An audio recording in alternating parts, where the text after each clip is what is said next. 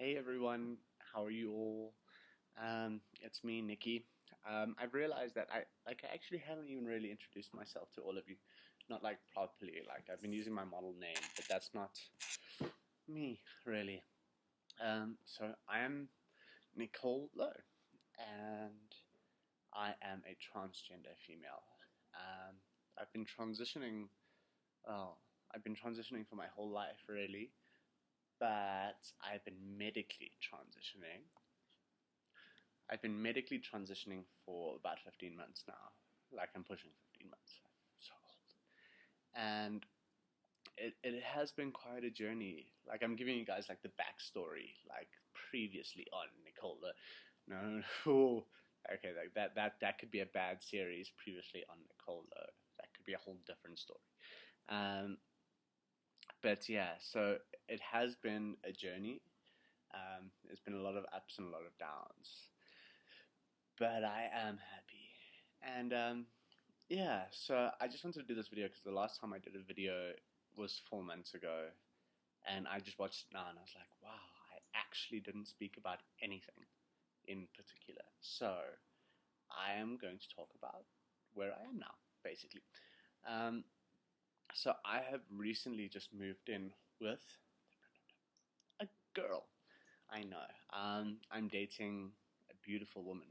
Um, who is a makeup artist. So it's like I'm actually just using her for that because what girl doesn't want to live with a makeup artist? Come on. So yeah, so I'm living here.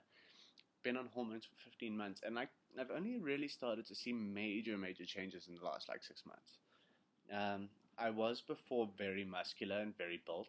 If I knew how to edit photos and stuff, I'd be like, look, this is what I used to look like, and a photo would pop up here. But I don't know how to do that. So just imagine a very buff, ugly looking dude. Um, so, so I used to be very muscular. So it's taken me a long time to lose most of that muscle, which has been tough. But I'm starting to finally see the female body inside me, if that makes sense. Um, just starting to get my curves and starting to get all those kind of little things, which seem like small mundane things, but women are never happy with their body, so I guess that makes sense. Um, so that's great. My boobs have finally like started to grow. I've got like these tiny little mounds that are really cute. Hey, it's the little things that count, and so that's really cool. The first couple months of my transition emotionally were really tough. Um, I think because of the pills and how they affect you and how I felt that I couldn't control them anymore. As a man, it was very easy for me to be like, I'm angry, off. I'm sad, off. I'm happy, off. And now once I embraced myself, that didn't happen. If I was sad, I was sad. If I was angry, people avoided me. But it was it was really it was cool because at the same time I was also a lot happier. So I didn't have those other emotions as much, but it was also seriously like traumatizing and emotional time because keeping that secret bottled up for so long. For me, it was 24 years plus minus. So long is such a burden to carry, and when I eventually plucked up enough guts to tell the few people that I told before coming out to the world, they it's just like finally getting it off of your chest. It's such an overwhelming feeling because you are scared of who's going to leave you. What are people going to say? Am I just going to look like a dude in a dress? These are all things I felt. Like I don't know if other people felt the same way, but for me it was like that. So it was so overwhelming. Like when I told my mom, I spent the rest of the night in the bathroom crying because she was like, "Okay, cool. Let's get you some. Let's get you the help. Let's get you on the process." And I spent the rest. It was my friend's birthday party. I spent the rest of the night in the bathroom crying because I was so overwhelmed that I'd actually told a family member about me. And I didn't get shut down and I didn't get pushed away. And because you hear so many sad stories, and I think that plays through all of our minds. So it was overwhelming, um, and that coupled with hormones is just another thing altogether. So yeah, it was it. I think that so the first couple of months are always the hardest. They were for me. I learned who my real friends were. I learned who was going to stick by me. I learned who was just going to sit back and watch just to see what happens if I lost my mind or something, or if I got beaten up, which I did get threatened a lot. But I did MMA for like 7 years, 6 years. So I never backed down from a fight, and I think people didn't like that. Because, I mean, who wants to get beaten up by a girl? No. So, um, not that I encourage fighting, but I was just like, hey, if you're going to try fight me for me being me, then what happens, happens. So, I know, I'm so rough.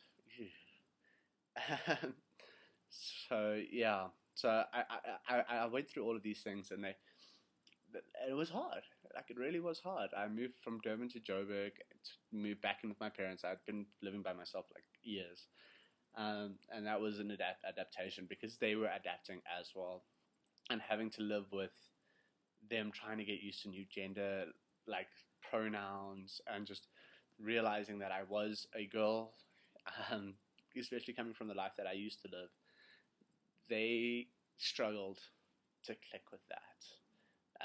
They were like, hey, you, boy name, don't you want to go carry all the groceries? And I was like, okay, but no.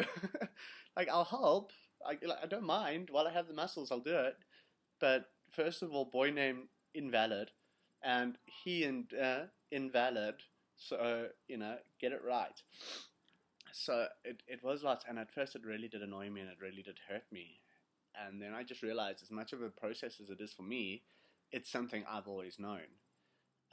For them, they had just realized. So it was harder for them to get their mind around it. I'm like, I've always been a girl. You should know this. Just refer to me as one. And it took me a while to realize that, like, yes, I have always been a girl. I've known I've always been a girl, but they didn't. And I think that is something very profound, if I can say that. Might be a bit of a strong word, but so yeah. So I finally come to the point now. If someone does misgender me, I don't get upset really. Like, I know I should be like, it irks me. If I've put in effort and I've done makeup and I'm dressed really pretty and then I get misgendered, then fine. I'm like, hey, come on, man, look, use your eyes. But now, like, I'm just like, you know what? I don't need your approval to make me feel feminine. I don't need society to be like, there goes a girl, because I know I'm a girl. So it's been hard for me to get to that point, because at first I would plaster on terrible makeup. Wow, so bad. And I'd wear these horrible, overly feminine dresses and things like that I didn't want to wear or didn't need to do, but I felt I had to do it to impress other people or to convince other people. And that was a big thing for me, because I figured if other people saw me as a girl, I'd feel more like a girl. And it's not true. I go out very often now like this. No makeup. This is me, no makeup. And I'll wear a vest and I'll wear jeans. And, for me, I'm comfortable in this. And I feel like a girl either way. So if people are like, oh, there goes a dude, or there goes I'm like, I'm probably never going to see that person again. And their opinion means nothing to me. As long as the people I love respect the fact that I am who I am, then that's all I need. Love all you people. So that was a big realization for me as well, because it helped me feel comfortable with myself, which is important. It's one of the best things of coming to terms with the people that you have lost, and the things that have changed, the jobs that you might lose, the friends that you might lose, the family that might not speak to you anymore. All of these things center around what you feel and what you think other people should think about you, as opposed to just what you think about yourself. If you're comfortable with yourself, eventually the people around you will follow suit. Um, and you will lose people. It's guaranteed. I've lost tons. I just see it as I had enough balls. I had enough balls to take the risks to be myself. And I think in society these days, there's a lot of people who don't have that. Who want to do something, but are too scared to leave the comfort and security of where they are to actually get up and do it. So when I did it, I think it came through as not a threat, but very intimidating towards people who also wanted to pursue lives different to the ones they were living, but just didn't have the guts to make the sacrifices. And I actually didn't even understand the sacrifices I would make. If you had told me 15 months ago when I came out to the world, it was about 14 months ago, when I came out to the world, that I would lose the city I was living in, the business I had, the friends I had, I'd be living in a different city, I'd have a completely different job, like a different scope altogether. I'd be living with someone. I would have laughed. I would have been like, never, not me. I'm secure, and it just shows that people grow, And one of the biggest things that annoyed me was people would always say, but you're going to change, and I was like, because I'm the same person. My interests are still the same. I'm just a little bit more girly. Like, I'd be like, I still like my MMA. I still like watching sports from time to time. I still like the stuff I like. My interests haven't changed. I'm a different person. But, they would go, oh no, but you're going to change. And I'm like, of course I'm going to change. Everybody changes. Life is dependent on experiences that you experience. I probably could word that better. But, so the experiences you experience in life change you, because if you have a car accident, you might dislike driving, and thus you have changed. So unless you live in a bubble, everybody's going to change. It's just who we are as humans. We adapt. So for me, that was the lamest argument. I can't be friends with you anymore because you're going to change. I'm like, well, yes, I am. So deal with it and change with me, or accept my changes. But to not be friends with me because I'm going to change is the stupidest thing in the world. Anyway, I digress. So yes, 15 months of hormones. My voice is still not great, I know. But at the same time, and I must be honest, I've watched this movie Boy Meets Girl, which has just come out amazing. And I like the fact that they cast a trans girl in a trans girl's role. And it actually helped me because her voice isn't overly feminine. She hasn't got and it's actually helped me with myself to feel a bit more comfortable with it, because it's one of the few aspects that I still feel insecure about. And I don't care now. Like, if my voice sounds a bit manly, then it sounds a bit manly. So what? It's not, it doesn't define me. It doesn't define who I am. So I have a manly voice. So what? I could speak like this. It doesn't matter. It's just a part of me. So that is one thing. And I do try to speak a little bit more feminine and stuff like that. But why? To impress other people? Yeah. I'm comfortable with it. And the people who are close to me are comfortable with it. So why try to impress people I don't know? I suppose that's what I'm doing now, making a YouTube video. I'm trying to inform you people, my fans. Okay, you're not fans. Like, there's probably 4 of you that are gonna watch this, and I love you guys. But I'm just trying to inform you on what life for me being trans has been like, and that it hasn't been all bad. I know I've harked on about the bad, but I have made some incredible friends. So it's so inspiring. Like, it's actually insane. And I have met straight men who are like this is who you are, sweet, cool, you know, like that haven't harked on, that have actually embraced it, and they've been like, oh, that's cool. And gay men who have been very happy with it, and straight women and gay women and other trans people who are just incredible and are doing the best things in the world. You know, like, it makes me feel quite mediocre.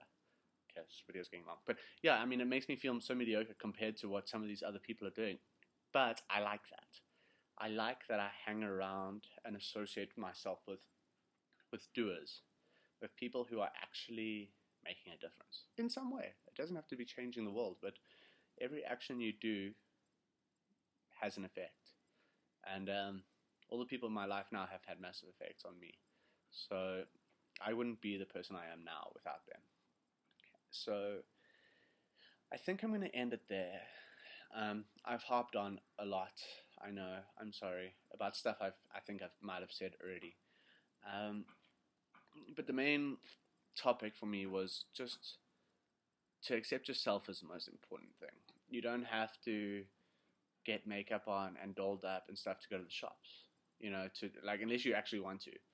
But I mean, I only get really dolled up and stuff if I'm shooting or if I'm going out on for like a club or something. You know, I don't. I'm comfortable with myself enough to go out like this, and whatever people say, people say. People always say stuff. It's not going to change. It's just after they say stuff when they meet me, their opinions generally change because I try to be as nice as I can and represent. Word. I'm kidding. You know, so that for me is the biggest thing of this video, is that to be yourself, you have to be comfortable with yourself and not rely on other people for that happiness, if that makes sense. You're not going to find happiness in other people. You're not going to find happiness in objects or things. You're going to find happiness within yourself on this topic. Well, for me, anyway. I am speaking from my own experiences. But, yeah, it's true. And I mean, I've had my down days, but I've definitely had much more happy days. So, and I do always say this, and no one's like ever messaged me or written me or anything like that, but if you're feeling insecure, or if you're feeling out of touch, or hey, if you just want a friend, I'm always happy to chat. Yeah, there's not really much else to say. Yeah, I'm working on a few photographic projects. If you want to see, you can just go to my page on Nicole Low Photography, LOUW, and Nicole spelled normally. But yeah, like, you know what, if you're watching this and you've listened to my crap for the last 20 minutes, just remember that you're beautiful, you know, and no one else has to approve of that, or no one else has to agree with me, as long as you do. I have the biggest problem taking compliments from anyone, because I don't necessarily consider myself beautiful. I'm comfortable, but sometimes that's enough. So until my next video, I hope you guys all stay good.